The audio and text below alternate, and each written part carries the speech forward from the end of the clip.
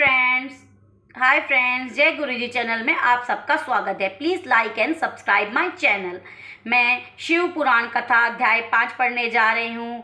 कृपया ध्यानपूर्वक सुनिए। जय भोले भंडारी की जय, पार्वती मैया की जय। ओ मेरे भोले भंडारी की जय, पार्वती मैया की जय हो। सूत जी बोलते हैं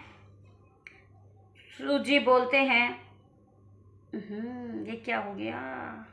सूत जी बोलते हैं, शौनक एक दिन परमानंद में मगन हुई चंचुला ने उमा देवी के पास जाकर दोनों हाथ जोड़कर प्रणाम किया और वह उनकी स्तुति करने लगी। चंचुला बोली, गिरिराज नंदिनी स्कंद माता उमे, मनुष्यों में सदा आपका सेवन किया है। समस्त सुखों को देने वाली शंभु प्रिय आप ब्रह्म स्वरूपिणी हैं। ब्रह्मा विष्णु आदि देवता द्वारा सेव्य है। आप ही संसार की सृष्टि पालन व सहारक, तीनों गुणों का आश्रय ही आप ही है। ब्रह्मा विष्णु और महेश्वर इन तीनों देवताओं का निवास स्थान है। उनकी उत्तम प्रतिष्ठा करने वाली पराशक्ति आप ही हैं। फिर सूत जी कहते हैं, शौनक सदगति को प्राप्त कर चुकी हैं।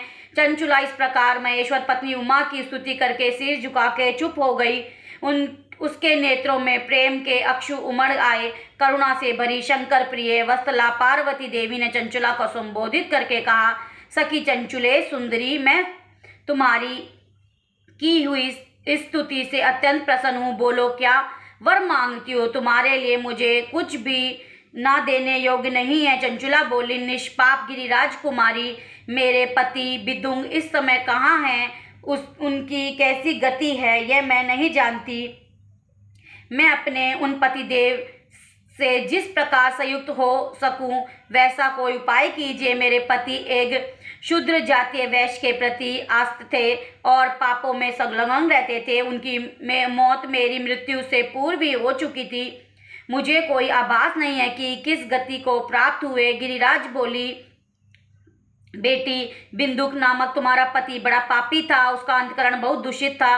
वैश्य का उपभोग करने वाला वह महामूढ़ मरने के बाद नरक में पड़ा। अनगिनत वर्षों तक नरक में नाना प्रकार के दुख भोग कर वह परमात्मा अपने शेष पाप को भोगने के लिए विंध्य पर्वत पर पिशाच बन बैठा है। इस समय वह एक पिशाच की अवस्था में है और नाना प्रकार के कलेश उठा रहा है। वह दुष्ट वही वायु पीकर रहता है, वही सदा सब प्रकार कष्ट रहता है।